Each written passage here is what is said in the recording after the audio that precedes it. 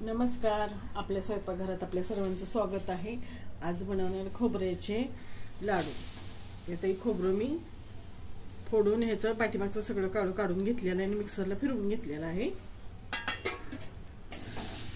आता हे परतून घेते.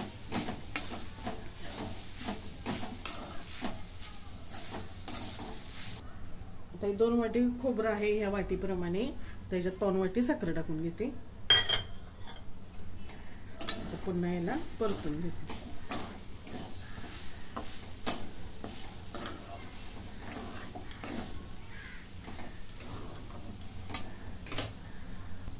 ह्याच्यामध्ये अर्धी वाटी दूध आणि दुधावरची साय आहे टाकून घेते.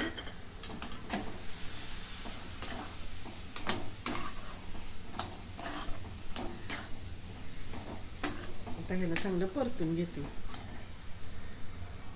आता साखर पूर्ण वितळलेली आहे. साखर त्याच्यात मिल्क पावडर टाकून घेते. 3 चमचे आहे मोठे. आता ही पण मिसळून घेते.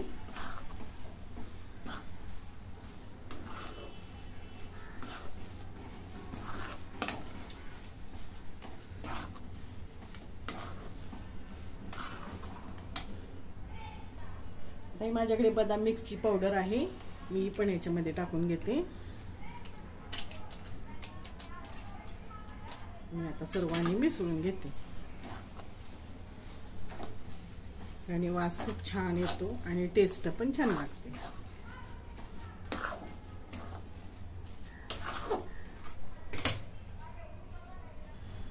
थोडीशी वेलची पावडर टाकून घेते. साखर मध्ये मी बारीक केलेले आहे.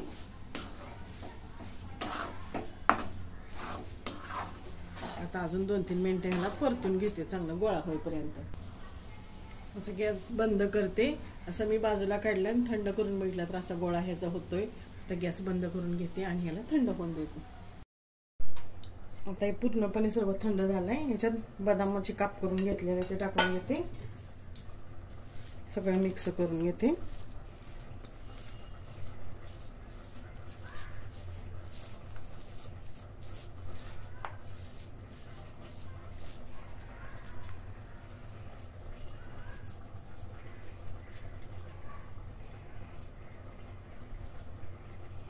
आता ह्याचेच असे सर्व लाडू बनवून घेते.